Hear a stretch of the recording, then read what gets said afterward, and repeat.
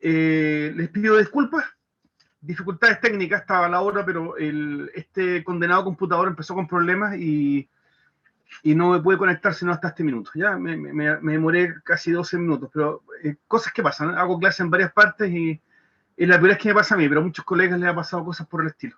Es gajes del oficio, ¿no? Bien, debido al tiempo perdido, los saludo cordialmente a todos y abro inmediatamente la PPT. ¿Ya? Este es el tema que toca, estoy perdido, ¿no? A ver, ¿qué tema es? Ah, sí, sí, está bien, ya. Bien, seguimos entonces con esta independencia de Chile y ahí tenemos una vista de mediados del siglo XIX de Valparaíso. Posterior a la independencia, el país entró en una fuerte anarquía. Hubo mucho desorden, ¿no? Y la verdad es que el desencanto vino inmediatamente, ¿no? La gente juraba que una vez independiente íbamos a ser un país próspero, así como Estados Unidos, ¿no? No ir para arriba así, pero dimos caso al tiro. Y no fue así, fue todo lo contrario, ¿no? Fue inmediatamente vino una depresión económica y una inestabilidad política, pero tremendamente grande, ¿ya? En parte porque eran muy dependientes de la corona, ¿no? Entonces estar desligado no trajo beneficio, ¿no? La verdad es que eh, es muy polémico, muy discutible, digamos, hasta dónde convenía estar con la corona o no, no sé, ¿no? Pero al menos los primeros años fueron un desastre, ¿no? El país se hundió, pero muchísimo. La organización entonces de la República de Chile. ¿Cómo se empezó a organizar esto? Que fue un lío. Ahí tenemos una foto muy antigua. Y si ustedes a lo mejor ya les ha llamado la atención la bandera. ¿Quién les llama la atención de la bandera?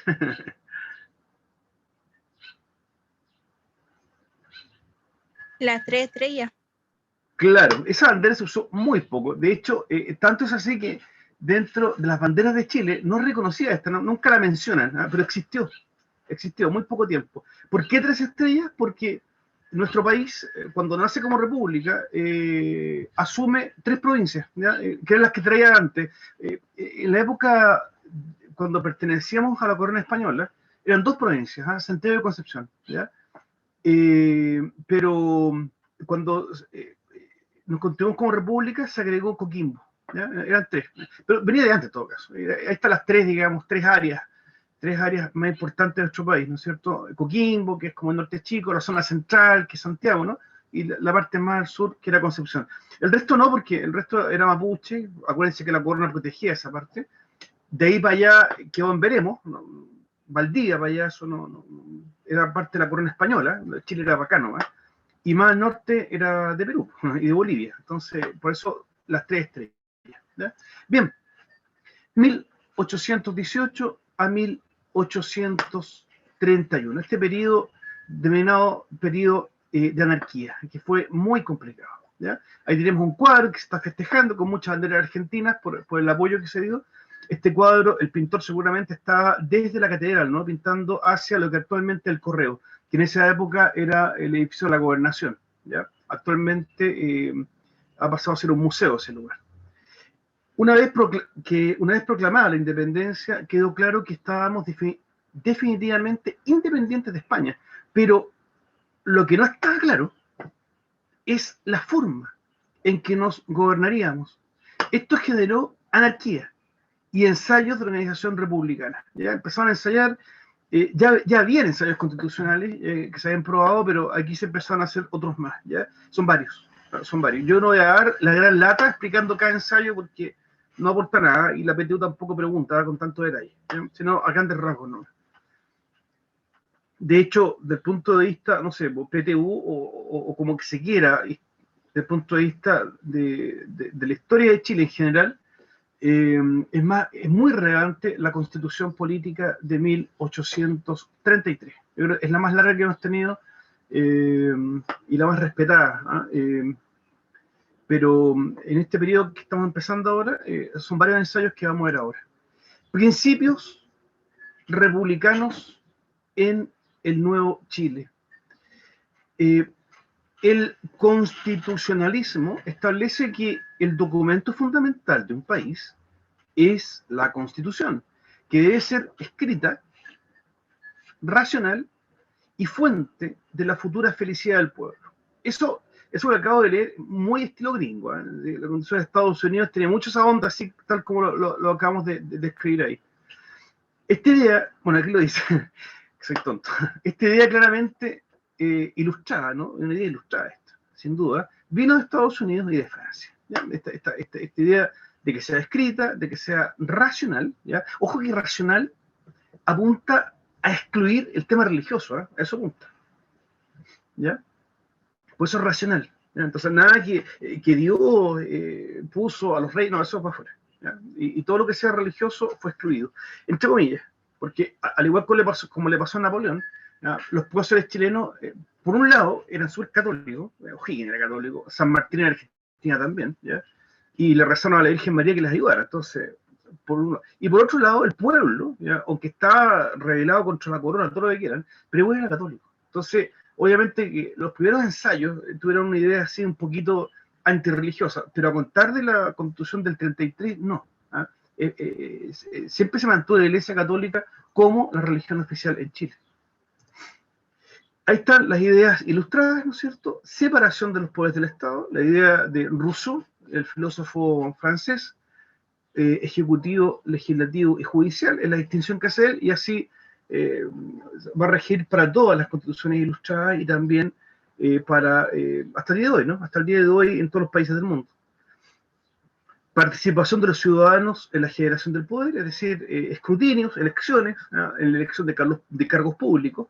Lo que sí, claro, igual que Francia, solamente votaban los hombres, y los hombres que tenían cierto prestigio social, digamos, cierto poder económico. ¿Ya? Un tipo común y corriente no podía votar, y las mujeres tampoco votaban. Declaración de derechos, libertad, seguridad, propiedad e igualdad. Esas son puras ideas ilustradas de la Revolución Francesa, todas esas, salvo la seguridad, pero esas tres, libertad e igualdad son idearios de la Revolución Francesa, y el tema de la propiedad es un ideario norteamericano, ¿no? Por el capitalismo, sin duda. Y finalmente, lo que les mencionaba recién, la separación de la Iglesia y el Estado, a sacar a la Iglesia Católica de las esferas del poder. De este modo se establece la República y la autonomía de Chile. Documentos constitucionales y ensayos de organización política. Existen, en primer lugar, que ya lo hemos mencionado en la clase anterior, ciertos reglamentos provisorios, ¿ya? Está el de 1811, el de 1812, hay otro en 1814, y una primera constitución, ¿ya? Que fue provisoria, del año 1818.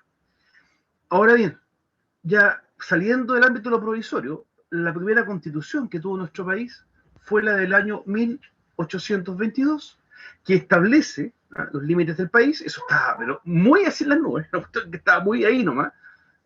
Costó mucho establecer los límites. Acuérdense además que estamos recién entrando en la época nacionalista, lo que vimos en la primera parte de este curso que estamos haciendo, ¿no? ¿Se acuerdan por ahí? ¿Cuándo empezamos las clases? ¿Agosto, septiembre? No me acuerdo. Cuando, las primeras clases que vimos, la irrupción de la concepción nacionalista del mundo, ¿no? Antes no existían los límites. O sea, de dónde para dónde Francia y de dónde para dónde Alemania. Da lo mismo, porque eran tierras, ¿no? De algún señor, de algún príncipe, un duque, un marqués, qué sé yo. Entonces, los franceses llegamos hasta aquí y de ahí para allá están los alemanes. Eso no existía. Chile está surgiendo como república recién cuando esta idea comienza. Por eso es que recién la Constitución de 1822 va a establecer, no, Chile es de aquí para acá, porque está la idea de nación. ¿Ya? Antes no existía la idea de nación. Se establece un Congreso bicameral, que está el día de estar, ¿no es cierto? Y se restringió el mandato del director supremo. A mi modo de ver, esto último es la razón más de fondo que hace que O'Higgins abdique. A veces, al menos cuando yo era chico, siempre se esgrimían razones más nobles. Se dice, no, es que lo que pasa es que O'Higgins, como suprimió los títulos de nobleza, ¿ya? A los señores, entonces esto en venganza lo combatieron y él se vio obligado a abdicar. Esa postura, no sé, yo creo que está un poquito manejada. Yo creo que lo que le dolió a O'Higgins fue esto, eso que está ahí, que se le restringió el mandato. ¿Ya? O'Higgins quería gobernar en forma vitalicia, ¿sí? O sea, estilo Napoleón. Así, O'Higgins se quería hacer como un Napoleón chileno. ¿Ya? Cuando el Congreso le estableció, no, la Constitución va a restringir el mandato del Estatuto Supremo, y él se enojó y se fue. ¿Ya? Esto molestó a O'Higgins, quien ahí se renunció, ¿eh? Pero en realidad es que abdicó, porque los que renuncian son los presidentes, ¿ya? Y él no era presidente, era director supremo. ¿Ah? Por eso vuelvo a insistir en la tesis que él se creía como un pequeño Napoleón. ¿Ya? Abdica o renuncia en enero del año 1826. Él se radica en el Perú, ¿eh? Se radica allá y hace su vida allá. De hecho, tiene hijos allá. Parece que, según yo he investigado algo, se casó con una mujer de apellido pequeño. Sí, es curioso el apellido. El apellido de esta mujer era pequeño. ¿Ah? Por eso es que hay peruanos, O'Higgins pequeños, que son descendientes de O'Higgins. Esto, los nacionalistas, en otra época, lo ocultaban, lo tapaban. Como el prócer de la patria de tener hijos peruanos? Pues la estupidez grande, da lo mismo, son seres humanos. ¿Qué importa si sean peruanos o chilenos? Era su hijo, ¿no? Pero eso siempre se ocultó mucho, los hijos de O'Higgins en Perú. La Constitución Política del Estado de Chile de 1823, conocida como Constitución Moralista, establece la abolición de la esclavitud. ¿Ya? Aquí, aunque recuerden que ya antes, cuando empezaron los primeros experimentos de establecer un país autónomo dentro de la corona española, ya se abolió la esclavitud, ¿ya? Pero se abolió solamente en cuanto a lo que se llama libertad de vientre, es decir, el que nace hijo de negros nacía libre, ¿ya? Pero los que estaban esclavos no, esos seguían esclavos, pero la Constitución del 23 lo que hizo fue abolir definitivamente todo tipo de esclavitud. ¿Ya? Todo tipo. Hay que reconocer que Chile se adelantó mucho a otros países, ¿no? O sea, Brasil va a abolir la esclavitud mucho después. Estados Unidos la tiene que abolir después de la guerra civil. Perdón, fue antes, pero eso en realidad provocó la guerra civil en Estados Unidos. ¿Ya? Siempre se me olvidan los años, creo que fue entre 1861 y 1865, por ahí, la guerra civil de Estados Unidos. Y aparte de eso, regula las costumbres de los ciudadanos. ¿Ya? Por eso este nombre de Constitución Moralista. Hay una suerte de leyes federales en el año 1826, que lamento bastante, porque, perdón que yo dé mi opinión, yo creo que la otra vez me estoy contradiciendo, porque la otra vez yo dije que un profesor no debería opiniones. Sí, lo dije en cuanto a la política partidista, contingente. Yo creo que en eso un profe no debe opinar porque influencia a los estudiantes. Pero esto es distinto, ¿ya? Por eso es que opino. Me parece que hubiera sido bueno, en lugar de tener leyes federales, haber tenido una constitución federal. ¿Pero por qué lo digo? Porque creo que Chile es la suma de muchas idiosincrasias, y hubiera sido bonito haber tenido una república federal, aunque siempre se da como argumento en contra que el país es en extremo pequeño, pero yo creo que no tiene nada que ver eso. Suiza también es chiquísimo, es paupérrimo, es muy pequeño, y es federal. Isla Fiji es un punto en el mapa, y es federal también. Los Emiratos Árabes Unidos es un país chiquitito y también es federal. Yo creo que Chile debió haber aspirado al federalismo, pero no le resultó. No. Parece que los chilenos tenemos un espíritu muy unitario, ¿no? Y eso, la verdad es que el federalismo no prosperó. Aparte de las 3 provincias que yo mencioné al comienzo, cuando hacía alusión a la bandera con 3 estrellas, la bandera de Chile, aunque nunca surgió como tal, pasó a tener 8 estrellas, ¿ya? Porque se dividió en 8 estados, al igual como Estados Unidos, ¿no? Chile fue dividido en 8 provincias, o estados, como quieran, cada una organizada con asambleas provinciales, o congresos, como quieran.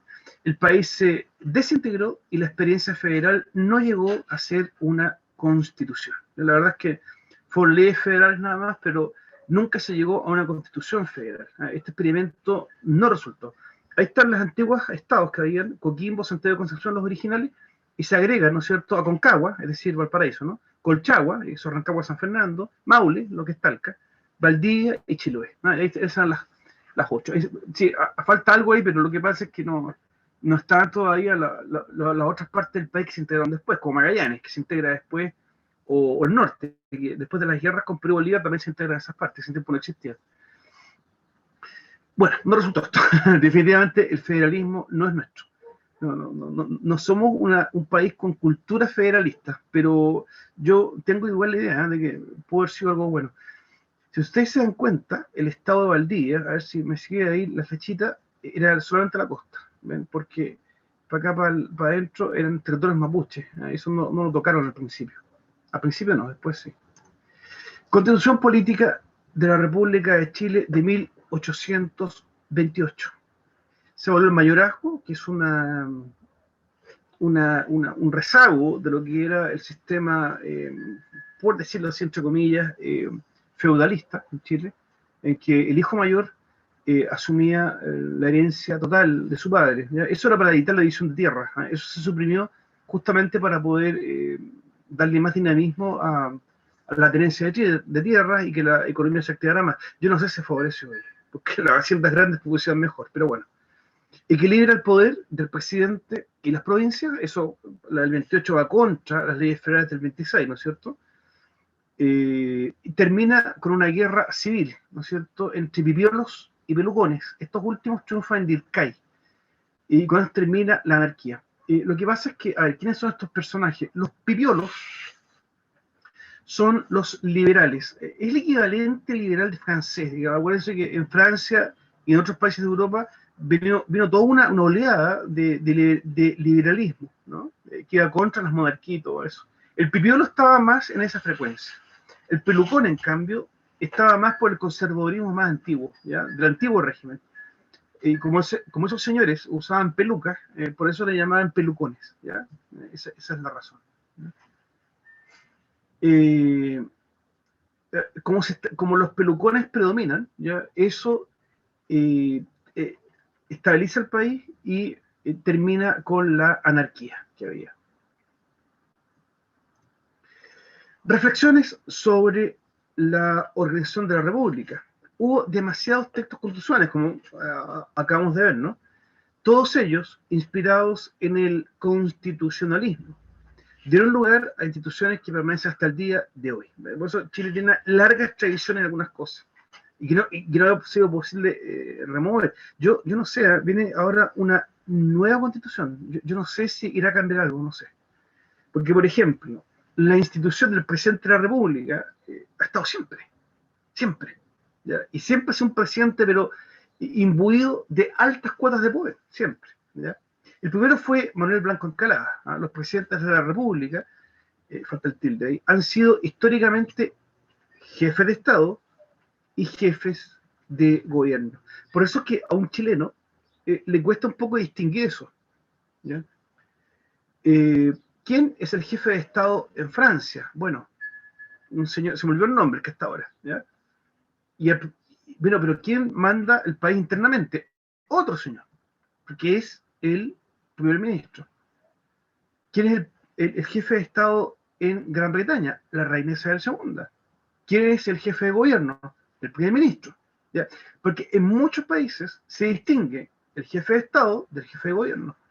En países como el nuestro, en que son altamente presidencialistas, el jefe de Estado y el jefe de gobierno es el mismo.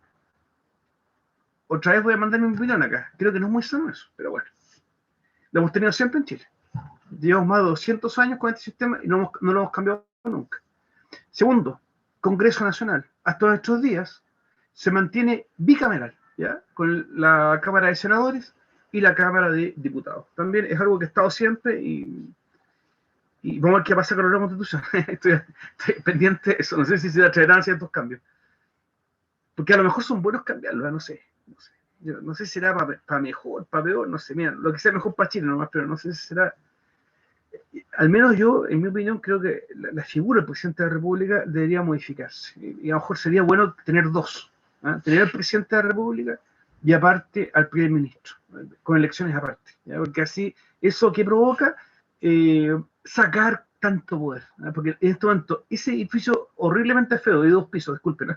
Que es La Moneda, tiene todo el poder, pues, allá adentro se decide todo, todo, todo, todo, todo, todo, todo, todo. Y eso creo que para una democracia no es muy bueno. Número 3, el poder judicial se ha mantenido igual también desde 1900, ahí dice 900, 828. La Corte Suprema, la Corte de Apelaciones y los tribunales de justicia. Esa estructura en 3 estamentos, no solo estamentos, perdón, en 3 categorías se ha mantenido siempre, ¿no? La Corte Suprema, las Cortes de Apelaciones y otra de justicia. La Corte Suprema, obviamente, que es una para toda la nación completa. Las Cortes de Apelaciones están por zonas, así. Normalmente hay una Corte de Apelación por región, más o menos, es así. Santiago no, acá en la región metropolitana hay como 4, porque es muy grande. Pero el resto de regiones casi todas tienen una. Y los tribunales que son más o menos uno por cada ciudad grande, los tribunales de justicia. Y esa estructura está igual hasta el día de hoy. Ya. Pasamos entonces, terminada esta anarquía, acuérdense, repito, el triunfo en Lircay de los pelucones, la cosa se estabiliza, ¿no es cierto? El país se tranquiliza, y surge la Constitución Política del año 1833, que quizás la más famosa de las constituciones, la más estable y la que más ha durado, ¿ya? Aunque tuvo varias modificaciones, al fin del siglo XIX, pero ha sido la que más ha permanecido, ¿ya? Y esta Constitución de 1833 está estrechamente conectada con el régimen portaliano, ¿ya? Con Diego Portales. Diego Portales nunca fue presidente, pero sí fue el artífice de este nuevo orden. Dice acá, la Constitución de 1833 ha sido la más larga en la historia de Chile. Diego Portales, que fue asesinado en 1837, fue el artífice de este nuevo orden, ¿ya? Portales fue ministro de Interior, de Relaciones Exteriores y de Guerra entre 1830 y 1831. En un conjunto de cartas expresa su ideal de gobierno. Este ideal de gobierno a mucha gente no le parece, por lo que dice acá. Dice a él, no le gusta la monarquía, ya, por un lado, es un ilustrado sin duda, Portales sin duda, pero tampoco le gusta la democracia, sino lo que a él le gustaría sería una república con un gobierno fuerte y centralizador que moralice a la gente y luego se darán todas las libertades. Para Portales hay que pasar por 2 fases, ¿ya? Hay que primero establecer un gobierno muy fuerte, ¿ya? Casi al margen de la democracia, ¿ya? Y una vez que el país ya se moralice, se estabilice y camine, ahí ya se pueden dar más libertades. Esa era como la idea de Portales, y es lo que plasma en la Constitución de 1833. El presidente José Joaquín Prieto y su ministro Diego Portales fueron los artífices de la Constitución de 1833. Ahí está, en ese cuadro, está don José Joaquín Prieto, el primer gobierno de 10 años que hubo en Chile, del 31 al 41. La Constitución establecía los periodos de 5 años con posibilidad de reelección, ¿ya? Entonces, como lo reeligieron durante 10 años, el que le siguió lo reeligieron también duró 10 años, al que le siguió también lo reeligieron y también duró 10 años, y al que le siguió también. Entonces, estos 4 primeros, después dentro de esta Constitución del 33, duraron 10 años, por eso le llaman los decenios a estos 4 presidentes. Se creó una gran convención de 36 miembros entre parlamentarios y personas de probidad e ilustración. Fue una comisión que redactó la Constitución, en la que destacó Mariano Egaña, que es este guatoncito que está acá, con carita guanochón. Este gordito es don Mariano Egaña y es también uno de los autores intelectuales, ¿no? Muy importantes dentro de la Constitución de 1833. Gobierno fuerte que permite mantener la seguridad externa e interna, recursos y libertades para el Ejecutivo, coexistiendo con el Parlamento, ¿ya? Obviamente que hay un Parlamento elegido democráticamente, pero un presidente de la República investido de fuertes poderes, ¿ya? Poderes muy, muy potentes y provincias también bastante debilitadas, ¿ya? Quedaba lejos las leyes federales del 26. La Constitución del 33 puso al presidente de la República con grandes poderes y a las provincias bien apañadas, ¿no? Para que se gobernase con mano dura, esa era la idea. Con la idea, ¿no?, de hacer que el país progresara y después salieran las libertades. Esa es la idea de Portales. Contenido de la Constitución de 1833. Como se dijo, el gobierno es centralizador y fuerte, con una serie de facultades que supera el poder del Parlamento, excepto en fijar el presupuesto de la nación, la ley de contribuciones y el presupuesto para las fuerzas de mar y tierra. El Parlamento podía demorar el despacho de estas leyes para presionar al Ejecutivo. La única forma que tenía el Parlamento de ejercer algún control sobre el presidente de la República era demorar las leyes, lo único, ¿ya? Pero fuera de eso, el presidente de la República así es, salvo lo que está mencionado ahí, que es el presupuesto de la nación, la ley de contribuciones y el presupuesto para las fuerzas de mar y tierra. Iglesia y Estado de la Constitución de 1883. Cuando entró en vigencia la nueva Constitución, se celebraron misas y otros actos litúrgicos, lo que denotaba la catolicidad de la nueva Constitución, ¿ya? La Constitución fue bendecida, se hizo, por si acaso no es la foto, esa foto no que por si acaso, fue puesta dentro de la catedral, ¿ya? Es decir, sin duda, que era una Constitución fuertemente religiosa, ¿ya? Fuertemente religiosa. De modo que aquel ideario de la separación de Iglesia-Estado no estaba presente en la Constitución de 1833. ¿Ya? El texto es elocuente en mantener la unidad Iglesia-Estado y declara a la Iglesia Católica Apostólica Romana como la religión oficial de la nación. Una de las razones que yo les explicaba antes era que bueno, los próceres eran muy católicos, por un lado, pero por otro lado, el pueblo también. ¿Ya? La gente era... a ver, para que se haga una idea de lo católica que era la gente, ¿ya? Para que me capten eso, a ver, acá en San Bernardo, el que fundó San Bernardo fue don Domingo Eizaguirre, ¿ya? Entonces, me acuerdo, yo que he leído como 3 libros sobre la historia de San Bernardo, me acuerdo, en uno de ellos decía que cuando se instaló el ombudo público en San Bernardo, ya mediados del siglo XIX, se pusieron postes por las principales calles, ¿ya? Y era obligación de los vecinos encender la vela, ¿ya? Que se ponía adentro, arriba en el farol, ¿ya? Arriba del poste, obviamente con una lámpara de vidrio, ¿ya? Se ponía una velita adentro, y era obligación de los vecinos. A ver, ¿para dónde voy con el cuento? El decreto municipal de San Bernardo decía: enciéndanse las velas, ¿no es cierto?, de parte de los vecinos, después del rezo del Ángelus, porque, del rosario, perdón. Entonces, el rosario se rezaba en las tardes. Entonces, los vecinos, cuando terminen el rosario, prenden las velas. A ver, ¿por qué hago la alusión a esto?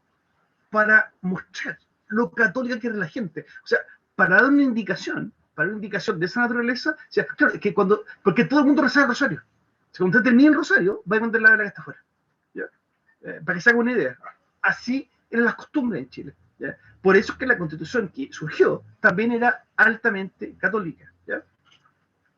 Adicionalmente, se consagró el derecho a patronato como la presentación de cargos eclesiásticos entre el Ejecutivo y el Parlamento. ¿Ya? Era el presidente, con la venia del Senado, que se designaba los distintos cargos eclesiásticos que había en Chile. ¿Eh? Así es como se designa a don Monseñor Manuel Vicuña Larreina, el primer obispo dentro de la República. Es importante destacar que la Constitución y las leyes buscaban reflejar una realidad social en Chile, país mayoritariamente católico, durante gran parte del siglo XIX, tanto en los sectores dirigentes, las instituciones y la población en general. ¿Ya? Claro, ahí surgió una república ilustrada, Chile, pero pasó un poquito con lo de Francia. Claro, Napoleón también en su minuto, Napoleón quería sacar todo lo que fuera católico de Francia, pero cuando se dio cuenta de que la gente era un 90% tremendamente devota del catolicismo, se dio cuenta que era rama contracorriente, entonces desestimó eso. En Chile eran católicos, no solamente la clase dirigente, los políticos, también las instituciones, pero también el pueblo. ¿ya? Entonces, sin duda que se siguió trabajando en esa misma onda, ¿ya? Y por eso la Constitución del 33 es tan católica. Por eso cuando la base religiosa de la población cambió, se reflejó en reformas de carácter jurídico, pero eso fue algunas décadas después, ¿ya? Cuando la población comenzó a perder, ¿no es cierto?, su devoción católica, entonces comenzaron a hacerse ciertas reformas dentro del país.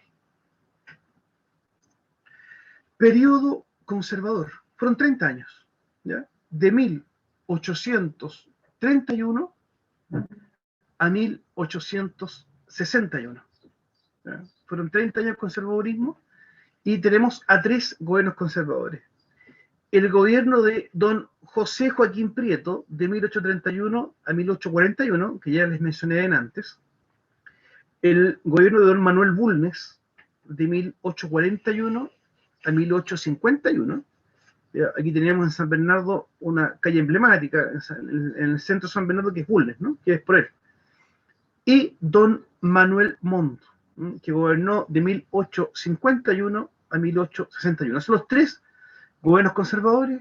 Los 3 gobiernos duraron 10 años cada uno, y también el que le sigue, pero a veces que le sigue fue mezclado, porque fue un gobierno de pacto, digamos, entre conservadores y liberales, el que vino después. La hegemonía liberal. Lo característico de quienes participaban del ideario liberal, ¿ya? O sea, la oposición a esto, ¿me entienden, no? Los 3 gobiernos conservadores. La oposición era liberal. Es que, ¿saben lo que pasa? Es que uno realmente se puede enredar porque las cosas van evolucionando en el tiempo. Si yo les digo conservador, ustedes podrían caer en la tentación de asociarlo a la derecha. Cuidado, porque los liberales deberían ser la derecha ahora. Cuidado con eso. Porque los liberales son capitalistas. ¿Ya? Ya, está claro eso, ¿no? Entonces, tenemos 3 gobiernos conservadores y una oposición liberal. Pero esta es la idea liberal, como la de Estados Unidos, ¿ya? Para que no nos enredemos. Lo característico de quienes participaban del ideario liberal es la creencia de que la creatividad y la plena expresión de la individualidad son la máxima aspiración a que debe propender todo el cuerpo social. De este modo, cuando las organizaciones políticas y sociales favorecen esta libre expresión, entonces se propende el bienestar y la satisfacción de cada ciudadano. Es el ideario, lo que acabo de leer, por eso es que está puesta la Estatua de la Libertad ahí, es el ideario gringo, norteamericano, ¿ya? Libertad en todo, ¿ya? Libertad de expresión, democracia, todos eligen a su representante, hay democracia en todos los aspectos, en todos los niveles, en todos los estamentos, también empresa privada, libre mercado. O sea, es un capitalismo mezclado con democracia en su máxima expresión, ¿ya? Y ese era como el ideario de los liberales chilenos, ¿ya? Y que se oponían al conservadurismo de 30 años que está acá, ese que les expresaba acá, de Prieto, de Bulnes y de Montt. Lentamente fueron entrando las ideas liberales en la República durante el siglo XIX, desplazando el autoritarismo de Portales e induciendo las ideas laicistas y antirreligiosas, dando paso a la autoridad de la razón, ¿ya? Uno de ellos, por ejemplo, por nombrar a uno, y por respuesta al viento, uno de ellos es don Benjamín Vicuña Maquena, ¿ya? Libertario, capitalista, liberal, ilustrado, a concho. A concho. Benjamín Vicuña Maquena, dicho sea de paso, fue intendente acá de la región, un buen número de años, e hizo importantes obras, entre ellas el Cerro Santa Lucía, así como lo conocemos ahora, fue obra de él, digamos, todos esos monumentos que tiene, qué sé yo, la remodelación de Vicuña Maquena, por eso ya su nombre, ¿no? De Avenida Mata también, esta avenida ancha, ustedes conocerán Avenida Mata, me imagino, Avenida Mata es una avenida muy... todas esas obras fueron obras de él, y otras más, fueron importantes. Pero estos gallos, entre otras cosas, bueno, eran muy anticatólicos, ¿no? Pero también eran muy capitalistas. Entonces, en Chile había mucha pobreza en esa época. Benjamín Vicuña Maquena le puso árboles a Avenida Mata para tapar la pobreza, ¿ya? Porque no quería que... Era como la vergüenza. Claro, que, digamos, la empresa privada tenía que arreglar todo. Entonces, Peña Maquena, obviamente que se veían pobres y tratar de ocultar eso, para destacar que está todo Profe, bien. disculpe, Sí, por favor, sí, dime. me entró una duda. ¿Los conservadores son como los que ahora son de DC, como demócratas cristianos, unos así? Mira, lo que pasa es que cuesta mucho buscar una analogía en tiempos de ahora, ¿no? Yo trataría de buscar algo, pero es tan difícil porque han cambiado mucho los tiempos, cambian mucho los contextos. Entonces, ahora, sí, la democracia cristiana surge de esto, ¿eh? De ahí emana, por si acaso, para que tú sepas. ¿Eh? La democracia cristiana surge del Partido Conservador, pero no directamente. Surge del Partido Conservador, se deriva una rama que se llama la Falange Nacional, ¿ya? Década del 30, 40, por ahí, está esa época muy metido para Hurtado, un poco en esa onda. Pero Hurtado fue secretario del Partido Conservador, era pero secretario no militante, secretario, me refiero a que era un funcionario, él tomaba apuntes, pero renunció a eso. Entró a Cura, y cuando era Cura después, cuando la Falange tomó más cuerpo, el perro Hurtado se involucró un poco, pero después se arrepintió, que cachó que en la política no era lo suyo. Y esa Falange después se tradujo en la democracia cristiana. Sí, pero si tú ves la democracia cristiana hoy, está en la centroizquierda. Entonces, y no está muy acorde con las ideas capitalistas. Entonces, sí, por eso digo, hacer una analogía con lo de ahora es muy difícil. Yo te diría que no habría manera de buscar un equivalente hoy. No, sencillamente es una cosa distinta. ¿Ya? Porque lo que llamamos conservadores hoy, así por tú como José Antonio Caz, ponte tú, que es súper católico, ¿no? Y muy conservador, pero es capitalista concho. y, y estos conservadores de esa época no lo eran, porque los capitalistas eran liberales, ¿me entendí? Yo creo que eso nos deja como lección que en realidad hay... no todo es blanco-negro, ¿eh? Hay siempre combinaciones y también las cosas van cambiando con los años. De repente uno, para simplificar la cosa, sencillamente clasifica de aquí y de allá. Y las cosas no siempre son de aquí y de allá. Hay de izquierda, de derecha, de arriba, de abajo, al medio, qué sé yo, y en fin. Hay una rosa cromática de ideales, de pensamientos, más que blanco y negro. Eso. Bien. Una de las primeras manifestaciones concretas del ideario liberal tomó forma con el movimiento literario denominado Generación del 42. ¿Ya? Ahí destaca don José Victorino Lastarga. Hay un liceo en Providencia que ya es un nombre que fue famoso. Valga la pena destacar, estimados conciudadanos acá, que estos movimientos tuvieron mucho arraigo acá en San Bernardo. ¿eh? San Bernardo fue una verdadera cuna de estos movimientos literarios. ¿eh? De hecho, uno de ellos funcionaba en la calle Bulnes, no sé exactamente la dirección. Hace más de 100 años atrás, 150 años atrás, así que imagínense, obviamente que esa casa ya no está, ya hay puro edificio ahora. ¿ya? Pero ahí, por ahí funcionó una cosa de esa época. San Bernardo fue muy destacado en eso. Hubo mucho intelectual acá, muchísimos. De hecho, la casa que todavía está en pie, digamos, que está apenas ahí, la casa que está ahí en Freire, con Keynes, que funciona como Bush, parece ahora ahí, ¿ya? El segundo piso todavía se conserva más o menos, ¿ya? Esa fue la casa de Andrés Bello. De hecho, hay un letrero que dice, pero se le han caído todas las letras, entonces no se ve nada. Se le han caído todas las letras, pero Revita decía, aquí vivió Andrés Bello, fue su casa. Entonces, ¿quién es esta casa? Bueno, como todo en Chile, nunca conservamos el patrimonio. Igual que la casa de José Tomás Urmeneta, famoso, en la calle Urmeneta, si por eso es que esa calle se llama así, Urmeneta se llama así por José Tomás Urmeneta. Y su casa está ahí, pero toda grafiteada, hecha pedazos, qué sé yo, no hay ni un cuidado, digamos, por del poquito patrimonio que tiene San Bernardo, que tiene muy poco, pero yo creo que eso a la larga no la demoler, no creo que vaya a prosperar. Está muy hecho pedazos todo eso. Aparecieron las primeras instancias de organización para la acción política, ¿ya? El Club de la Reforma de 1849, el Partido Liberal también de 1849, y una organización llamada Sociedad de la Igualdad. ¿ya? Esto eran los revolucionarios, digamos, que querían transformar las cosas, querían que el voto fuera para todos, no solamente que votara la gente más acomodada, qué sé yo, querían, en fin, un montón de reformas para el país. ¿ya?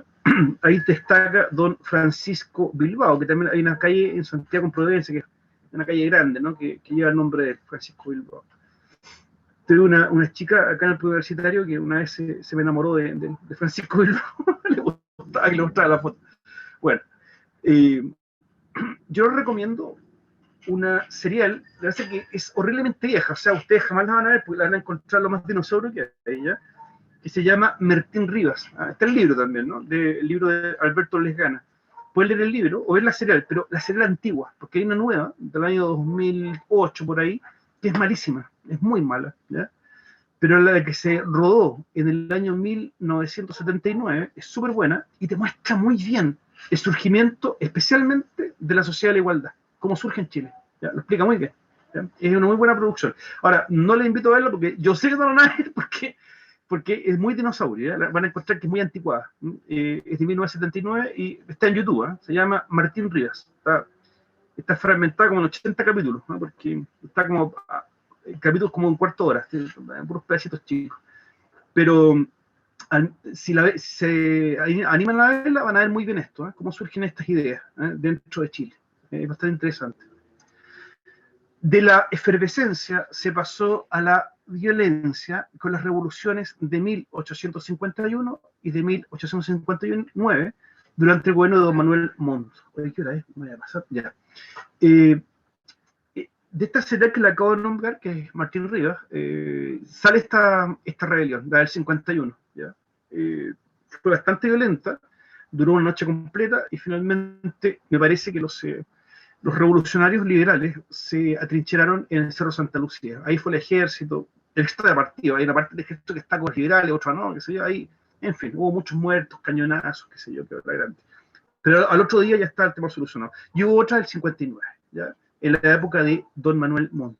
Dicho sea de paso, durante el gobierno de don Manuel Montt es cuando se traen a los alemanes a Chile. ¿Ya? La colonación alemana es donde su gobierno, para traer a colonos alemanes a la zona de Valdivia, de Osorno y de Puerto Montt. Por eso es que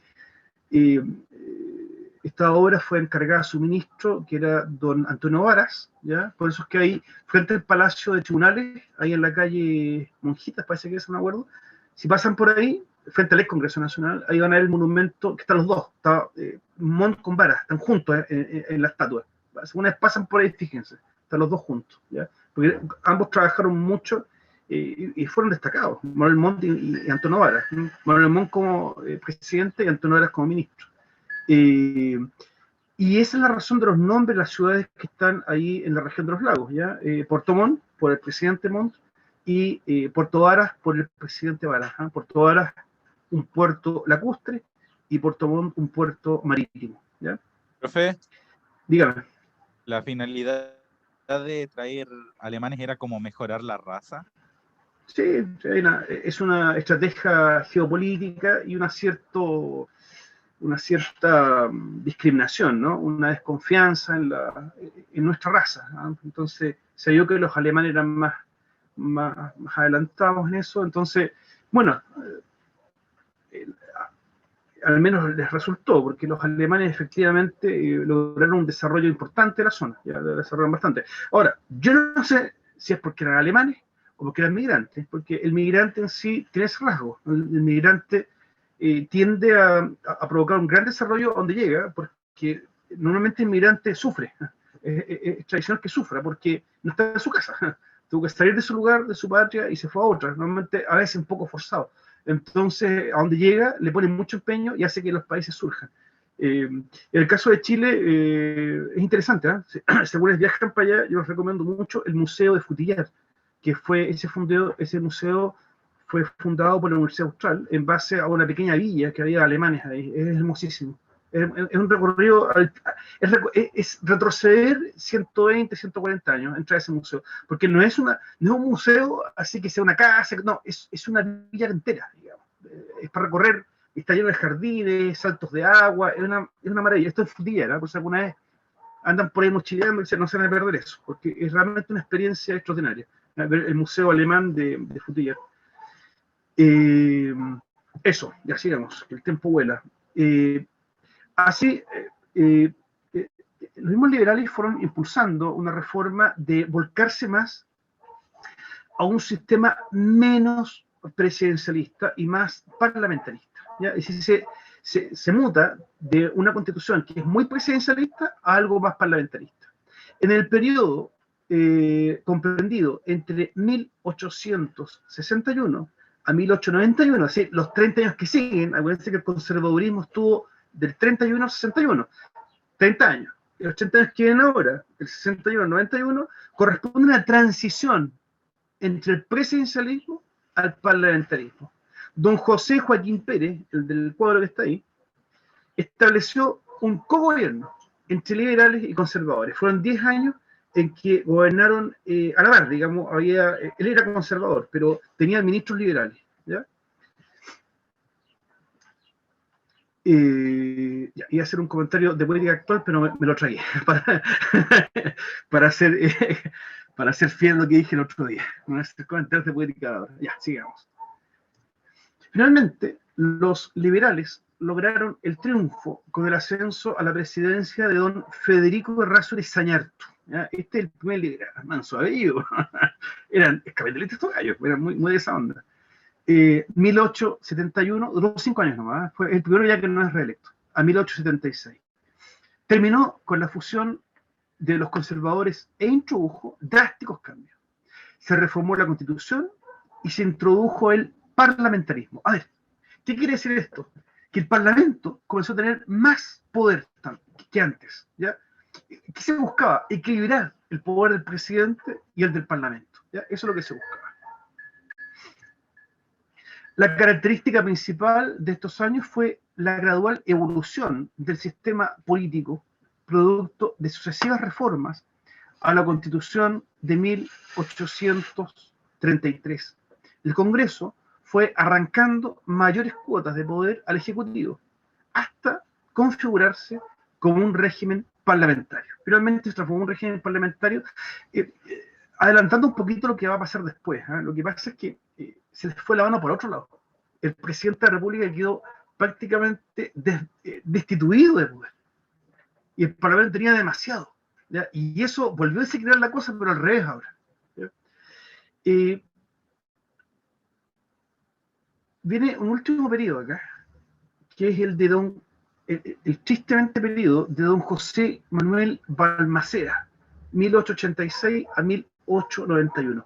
Aquí la cosa termina muy mal, ¿ya? Porque se empezó, a ver, yo les invito a que ustedes investiguen, y lo conversamos más la otra clase, ¿ya? Aparte que se me fue el tiempo, lo conversamos más la otra clase, porque la verdad es que hasta el día de hoy no hay acuerdo entre los historiadores de digamos, qué pasó realmente con Balmaceda.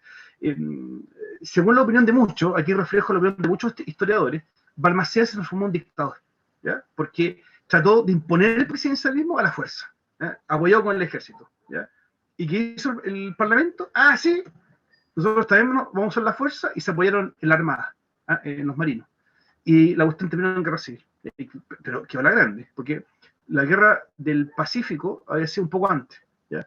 Y murió más gente en la guerra civil que en la guerra del Pacífico, para que sea una, ¿ya? Entonces fue un derramamiento de sangre muy grande. Laicización de la sociedad. Se crean las leyes laicas, ya por fin, ¿no es cierto? La idea de los liberales, que era sacar a la Iglesia Católica, lo consiguen, ¿ya? El objetivo era disminuir el poder de la Iglesia Católica. Se crean cementerios laicos, pero a veces se les fue la mano, porque cerraron los cementerios católicos. O sea, había gente muy católica que no se quería enterrar en los cementerios laicos, como el cementerio general, por ejemplo. Entonces, hubo un caso famoso de una pobre vieja ahí que había muerto, y tuvieron que sacar el cadáver en la noche para poder pasarse por arriba de las murallas del cementerio y enterrarlo. Entonces, ya fueron casos, ¿no es cierto?, que fueron exagerados. Surge el registro civil, ¿ya? Esto al fin del siglo XIX. Antes los únicos registros eran los que tenían los párrocos en las iglesias, ¿ya? Pero aquí surge el registro civil. Acá en la Catedral de San Bernardo todavía está el registro, ¿no? Están guardados ahí, y si quiere buscar algún dato de alguien anterior a esta fecha, 1860, qué sé yo, tienen que ir ahí, ¿ya? Y ahí todavía se guardan las partidas de bautismo, están los libros, ¿ya? De quién fue la persona que nació en tal año, ¿ya? Incluso cuando Mendoza pertenecía a Chile, los ancestros de los mendocinos están registrados en la Catedral de Santiago, ¿ya? Tienen que venir a buscarlos acá. Y también surge el matrimonio civil. ¿Ya? Y ahí empieza a surgir esto de casarse por la iglesia y casarse por el civil, que es un doble matrimonio, ¿ya? Porque deja de estar unificado. Antes tú te casabas nomás y quedaba registrado automáticamente como civil, ¿no? Era una sola cosa. Pero a contar de acá ya surgen dos registros paralelos, ¿ya? Y hay una guerra que surge en todo el periodo conservador, al principio, ¿ya? Que fue contra la Confederación Perú-Boliviana. Santa Cruz conforma Santa Cruz era un dictador boliviano, conforma la Confederación Perú-Boliviana, el cual estaba compuesta por el Estado, antes de Perú eran dos partes, era el Nor Perú y el Sur Perú, ¿ya? El Nor Perú, el Sur Perú y Bolivia. ¿Ya? Santa Cruz inicia una política internacional para captar nuevos integrantes, como Ecuador, Chile y la Confederación Argentina. De hecho, Argentina estuvo tentada de unirse a esto, ¿ya? Y también Argentina estuvo tentada de unirse también para irse en contra de Chile, ¿ya? Porque quería agarrar el sur, ¿ya? Estas cosas estaban fraguando en esa época, y eso hizo que el Chile parara las antenas y se organizara bien su ejército, ¿no? Porque esta confederación amenazaba. La guerra contra la Confederación de Perú y Bolivia, causas, creación de la Confederación de Perú y Bolivia por Andrés Santa Cruz, quiere volver a crear el imperio incaico, que fue la primera causa en 1836, Perú no quiere pagar la deuda, esta es la segunda causa, perdón que voy muy rápido, que se me pasó la hora. Perú no quiere pagar la deuda pendiente por los gastos de la expedición libertadora a Perú y el préstamo Irrisari. Ay, creo que esto lo hace Irrisari. Irrisari fue un señor que fue a Estados Unidos a pedir plata, ¿ya? Para financiar las independencias de Chile y Perú. Sí, así como Argentina ayudó a Chile, Chile ayudó a Perú, ¿ya? Pero es caro eso. Sí, Irrisari consiguió los fondos en Estados Unidos, pero después los peruanos no quisieron pagar. O sea, ya, ok, están libres ahora, pero paguen. Y Perú no quiso. Entonces, eso surgió un distanciamiento respecto de Chile. Y la rivalidad comercial entre Valparaíso y el Callao por el control del Pacífico. Ambos puertos eran muy importantes. Acuérdense que en esa época no existía el canal de Panamá. De modo que los barcos pasaban por Punta Arenas, Punta Arenas no existía, pero pasaban por el Estrecho de Magallanes y una parada importante era el Paraíso, ¿ya? Y Callao competía con eso, ¿ya? Ya, imágenes de la guerra contra la Confederación, y de esa manera llegamos ya al fin de la organización de la República. Ahí tenemos una bandera presuntamente federal, a propósito de nuevas constituciones. Bueno, se me fue un poco la hora. Dudas, preguntas, consultas. No he pasado la lista y tengo la agenda dentro de la casa. Espérenme, no se vayan, espérate.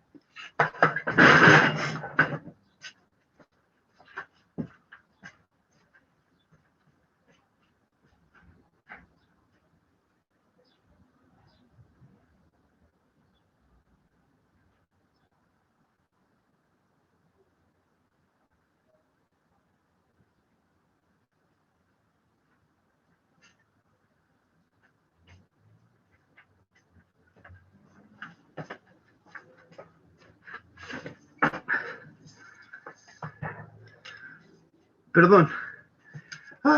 Estos días sigo corriendo. Qué terrible, Dios mío. Yo la verdad que tenía el año, sé que estoy súper agotado. De la pandemia ha sido un parto. Para mí ha sido terrible, realmente. Una cantidad de trabajo. Por eso vine acá al patio, porque acá estoy más tranquilo, trabajando en el patio. Voy a nombrar los que siempre vienen, a ver si hay uno extra, lo marcamos. Benjamín Valvenera. Deje poner acá el chat. No, el chat no. Presente, profe. Ya, te vi, perfecto. Antonella Beltrán, no está. Natalia Berríos. Presente.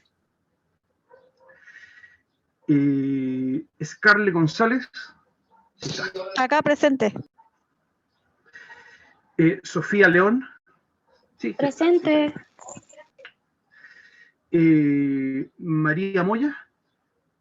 No. Diego Palacios. Sí. Leandro Severino.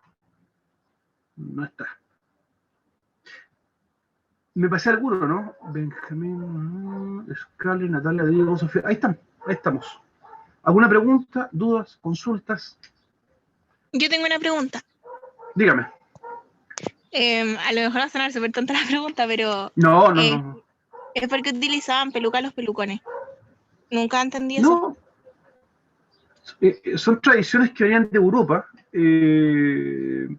Lo que pasa es que Europa, un continente frío, siempre hubo problemas de acceso al agua. O sea, perdón, no era el problema, es que el agua estaba helada, que no había calefón como ahora. Era muy difícil calentar agua en Europa del siglo XVIII para atrás, era muy difícil. Entonces no se bañaban. Los inviernos los pasaban sin bañarse, entonces el pelo se ponía sediento y sucio, con piojo. Entonces se ponían peluca perfumada para eso, para ocultar el sebo en la cabeza. Y como la peluca era de acceso a los más ricos, a la gente más, se transformó en un signo así de prestigio. Para el siglo XIX siguieron usando pelucas, ¿ya? Hasta el día de hoy usan peluca los jueces en Estados Unidos y en Inglaterra, todavía se usa. Y los reyes, los lords en Inglaterra todavía usan una peluca. El tamaño de la peluca distingue el rango. Por eso es que los jueces todavía en Inglaterra usan unas pelucas hasta acá largas, así, llenas de rulos blancos, ¿ya? Chile, por el espíritu republicano, no usa. Pero Estados Unidos, siendo que es república, todavía usan pelucas. Todavía usan pelucas los gringos. Todavía, algunos casos. Y Chile, cuando fue a La Haya, por el tema del litigio con Bolivia, algunos abogados chilenos se pusieron pelucas, porque es tradición en La Haya. Se ponen la peluca. De ahí viene el término lucas, 1.000 pesos, que ahora es re poco, pero en otra época era mucho. Entonces, ¿quiénes usaban un billete tan grande? Los que tenían pelucas. De ahí el término una luca, que ahora una luca es nada, pero antiguamente solamente un rico tenía una luca, era un billete muy grande, ¿ya? De ahí en el término, peluca, luca, ya, por si acaso. Me desvié con la respuesta, pero está bien, ¿no? ¿Respondí? Sí, profe, gracias. Entusiasmo no era tonta la pregunta. No, para nada. No, yo también me preguntaba lo mismo. La otra clase podemos conversar más de eso, ¿ya? Y si tienen otra pregunta, será otra clase, porque tengo que conectar con Duoc ahora y no tengo que dejar, lo siento. Cualquier cosa. Y si quieren, investiguen un poco la guerra civil del 91, ¿eh? Y qué pasó con Balmaceda, porque yo mismo tengo algunas confusiones, ¿eh? Porque es un tema que la historia todavía no aclara bien, digamos. Uno no se trata de poner quién es el bueno y quién es el malo, pues, de cabros chicos, pero igual habría que investigar un poco, ¿eh? Realmente, ¿qué rol jugó cada cual en la guerra del 91? Porque yo creo que hasta el día de hoy está un poquito confuso eso. Lo que sí, que hubo muchas muertes, eso fue lo más lamentable, fue un derramamiento de sangre horrible, fue una de las cosas más terribles que ha sufrido Chile. Bueno, lo siento, tengo que irme. Los dejo, que estén muy bien. Chao, profe, Gracias. Chao, adiós, gracias.